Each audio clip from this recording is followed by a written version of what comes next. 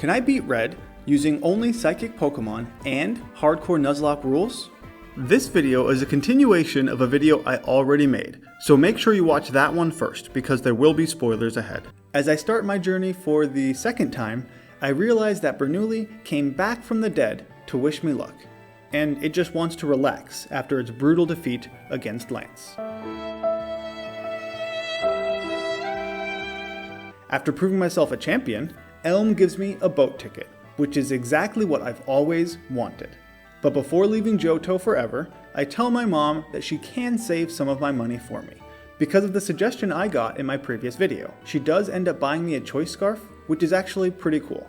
And for the hardest part of the run, I have to take Bernoulli and put it into the box. Before getting on the boat, I run into Professor Oak, who gives me the National Dex, and once again tells me that he hosts a radio show. No one cares, man. I flash my SS ticket, which is way cooler than just showing it, by the way, get on the boat, and my journey to Kanto begins. But as soon as I get on the boat, a man tells me that he lost his granddaughter. And in the way of video games, this boat will never land until I find his granddaughter. I find her bullying the captain. She wants to play hide and seek, and thankfully, the captain tells me that she couldn't have gotten off the boat, so she must be around here somewhere. Here I was about to jump in the ocean to find her. I find her on the boat, and as soon as she gets back, the boat lands, and I enter a brand new world, where I almost immediately find out that Suicune has followed me here. What's a guy gotta do to get away from dogs who walk on water? The fanboy then tells me that he realizes the water dog seems to like water. Go figure. In Vermilion City, I find this guy and his Machop who are still working on their house. It's been like 3 years. Shouldn't they be done at this point? Where is he living anyway? I then talk to the chairman of the Poké Club, who supposedly gives out pretty great gifts as long as you listen to him rant. But he only gives me a single rare candy. He gave the last guy a bike voucher worth like $1 million. This is rude. Now in Kanto, because the level caps are so similar, I'm going to go around and explore most of Kanto and then start fighting all the gym leaders in quick succession. So I make my way to Saffron, where I see they made some changes to Silphco. Specifically, they no longer have stairs. Presumably, this is to stop bad guys like Team Rocket, who took over this place just a few years ago, but since the power is out, that means the elevator doesn't work, so everyone is stuck upstairs. This is a huge fire hazard just waiting to happen. In Celadon, I find Maylene in a restaurant, which is funny, because at the time of recording this video, I just beat her a few days ago in a platinum run. And that right there is called foreshadowing the next video I'm making.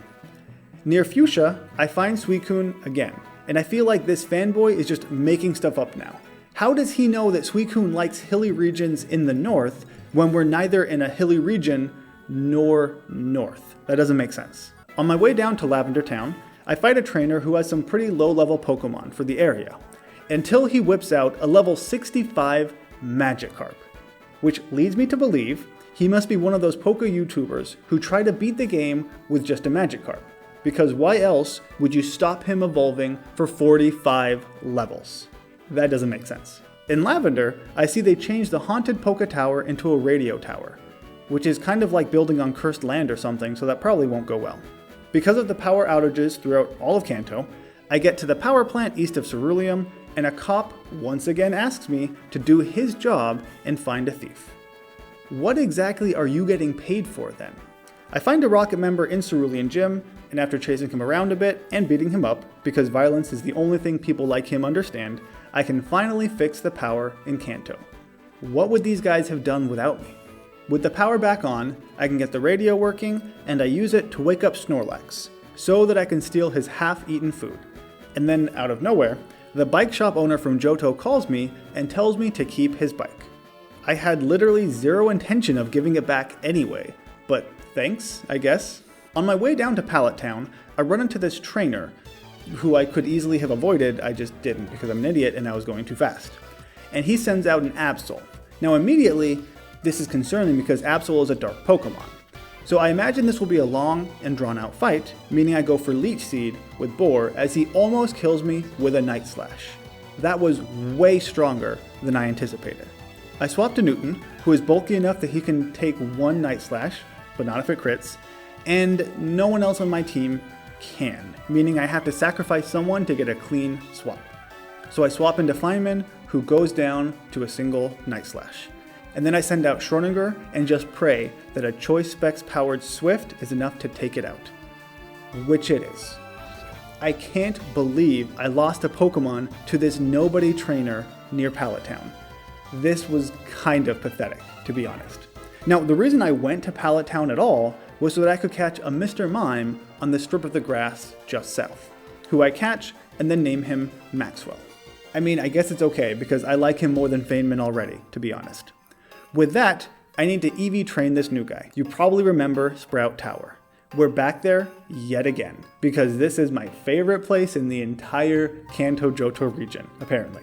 With Maxwell all trained up, I decide to take a break from exploring and now start destroying gym leaders.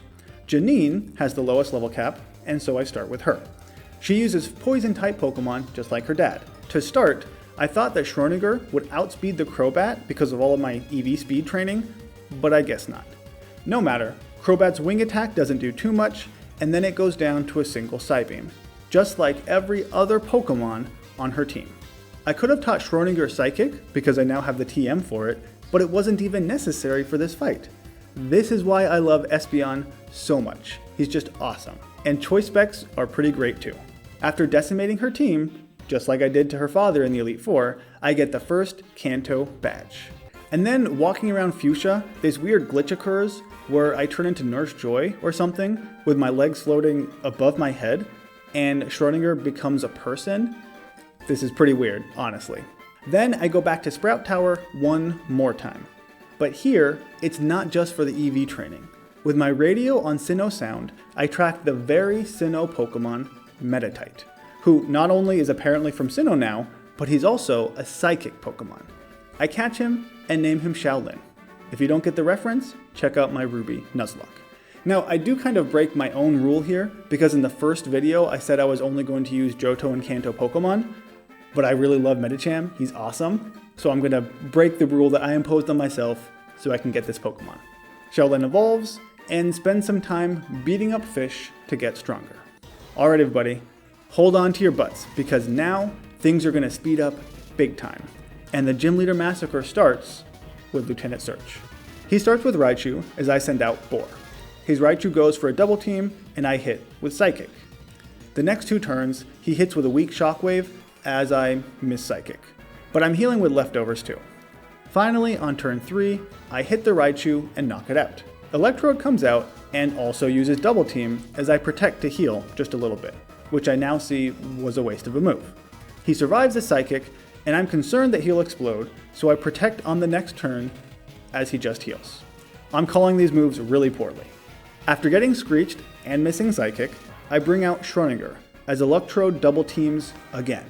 Since Swift won't kill, I go for Psybeam, which misses on the first turn, but then does knock it out.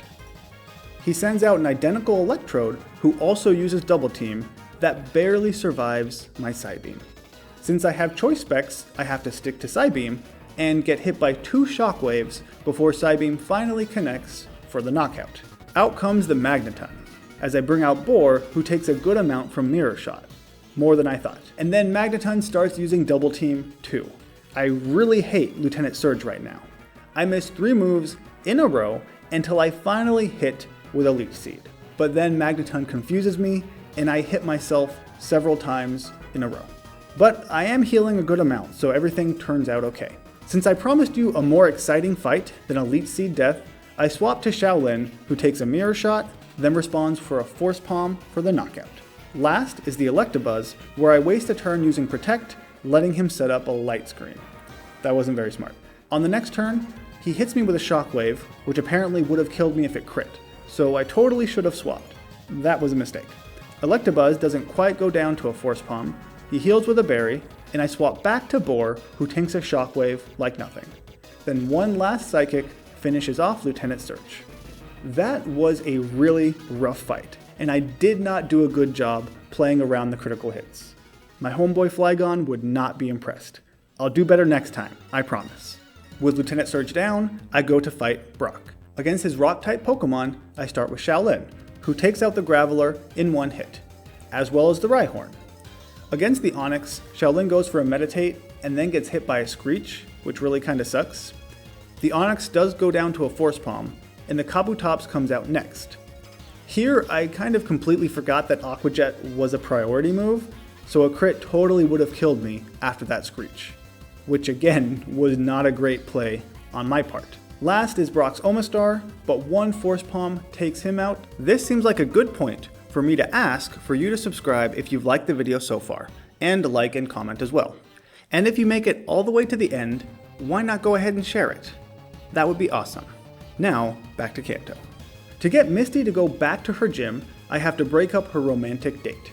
And it seems like her so-called boyfriend is embarrassed to be seen with her because he just books it. Against Misty, Shaolin knows Thunder Punch, which is now a physical move in Gen 4. So he is a complete beast. Golduck goes down in one hit, the Starmie does outspeed and confuses me, which I heal because I saw that coming, and responds with a Thunder Punch for the knockout. A Force Palm takes out the Lapras in one hit, and then Misty sends out Quagsire. Now I'm pretty sure Shaolin could take him, but just to be safe, I swap to Boar, who tanks an Earthquake like a champ, and then hits a 4 times effective Grass Knot for the knockout. We now have half the badges in Kanto. Next, we head to Saffron to fight Sabrina, who is a real psychic Pokemon trainer. Unlike that Will guy from the Elite Four, he was pathetic. Schrödinger makes a comeback here after being absent for a few gyms. But first, why is it that she has those really cool glowing anime hands? I'm a psychic trainer too. I want those. Anyway, we both start with our Espeons, who both know Shadow Ball. But my Schrödinger is faster, and a Choice Spec Shadow Ball takes out his lesser doppelganger. Alakazam does outspeed, but wastes time with a Reflect, not even a light screen for some reason, and then he goes down too. Last is Mr. Mime, who obviously stands no chance against my psychic powers. This is why Schrödinger was my MVP last game, aside from perhaps the late Bernoulli. Outside the Celadon gym, the old man is still there, but now he says the gym is full of strong trainers, instead of commenting on their beautiful young appearance. In my opinion though, this guy has actually gotten worse. I mean, 3 years ago he was an old creep, sure, but at least he was an honest old creep. Now he's still an old creep, but he's trying to hide his creepiness. Yuck. I go inside to warn Erika about the creepy old man, and she takes it as a challenge. So here we go. And honestly, this fight is really simple with Shaolin's Ice Punch. So I'll speed this up a lot, because Shaolin outspeeds and one-shots every Pokemon on Erika's team. On the way to finding Blaine, I run into Blue on the now desolate Cinnabar Island, who has turned into a philosopher, it seems, even though his favorite phrase was smell you later. Regardless, he won't let me fight him till I get 7 Kanto badges, so I go to Blaine's new base in the Seafoam Islands to challenge him. Since Newton hasn't done a ton recently, I decide to let him take the lead. He's also water type, so that helps. Against Macargo, who is 4 times weak to water, a Choice Spec Surf is more than enough. And Newton actually outspeeds the Fire Slug. Nice. Magmar comes out, weakens my Surf with a Sunny Day, and then doesn't even have the decency to die. After 2 turns of him healing, and me using Surf, Magmar goes for a Confuse Ray, but Newton hits through and takes out the Magmar. Last, Blaine sends out his Rapidash, which you'll notice I'm underleveled because I don't want to risk leveling up past the blue level cap. Rapidash uses Bounce, as Newton hits himself in confusion. But at least by this point the sun is gone, so I miss 1 more Surf as Rapidash bounces up, and then on the bounce back down, Rapidash gets hit by a wave straight to the face for the knockout. It's been a while since Newton contributed, so good for him. And now I can finally fight Blue, the last gym leader. And let me just say here at the beginning as a disclaimer, this was not my best fight, so be warned. He starts with Executor that Curie manages to take out with a single Ice Beam. This baits out the Arcanine, as I was hoping, so I swap to Newton on a Flare Blitz, who heals a bit with leftovers. Newton protects to get a little bit more health, and then Arcanine hits a Dragon Pulse as Newton uses Substitute. The sub does survive a Dragon Pulse, which is great, but Arcanine survives a Surf. That wasn't supposed to happen. So looking back at my calculations, they assumed that Newton had a Mystic Water, which he obviously doesn't because he has leftovers. So that was a stupid mistake. Either way, I do get some healing turns, and I manage to take out the Arcanine with my sub still up. So that's nice. Blue sends out Rhydon, who breaks my sub with a Mega Horn, but obviously goes down to a Surf. Since Machamp knows Thunder Punch, I protect to get a little bit more HP, and then I swap to Boar, who takes a weak Thunder Punch, and then a much stronger Stone Edge, and almost kills with a Psychic. Not again. Here Blue heals, and once again I barely miss the kill. Yet another stupid mistake here. A Twisted Spoon would have been more than enough for the knockout. Boar gets hit with another Stone Edge, and finally takes out the Machamp. Boar baits out the Pidgeot, so I bring Newton back out because Curie is too frail for this. Air Slash does a fair amount, and Newton protects again to get some health. Then I go for a Substitute, which was actually a really bad move, because if Pidgeot had crit, this would have failed. And then the sub goes down in one hit anyway, meaning it was a waste of time. I finally hit with an Ice Beam that does more than half to Pidgeot, but he eats a berry mid-fight and heals a bit. Here, I swap to Galilee, who counters Pidgeot's second return to finally kill that bird. Last is Blue's Gyarados, and I take a risk swapping to Shaolin as Gyarados dances like a dragon. But thankfully, he still doesn't outspeed next turn, and Shaolin punches him with Thunder. After that really rough fight, I finally get the 16th and last badge. And now that I've beaten all of the gym leaders, I want to bring something to your attention. Let's look at the Johto gym leaders first. Where do most of their Pokemon come from? Only 4 of all of these Pokemon are from Johto. Half of the gym leaders have only Kanto Pokemon, and the other half each only have 1 Johto Pokemon. Compare that to the Kanto leaders, where there are a total of 7 Johto Pokemon. Isn't it a little bit weird that the Kanto gym leaders have more Johto Pokemon than the Johto gym leaders? I just don't understand that.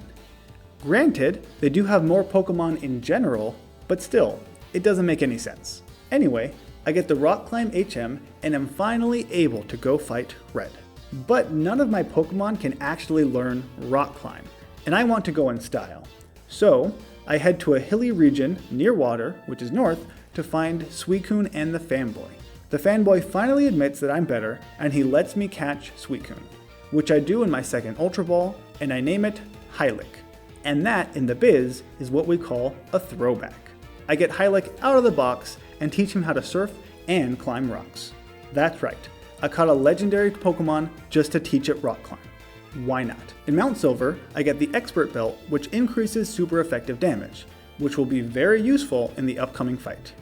I find Red just kinda hanging out on top of a mountain in the hail.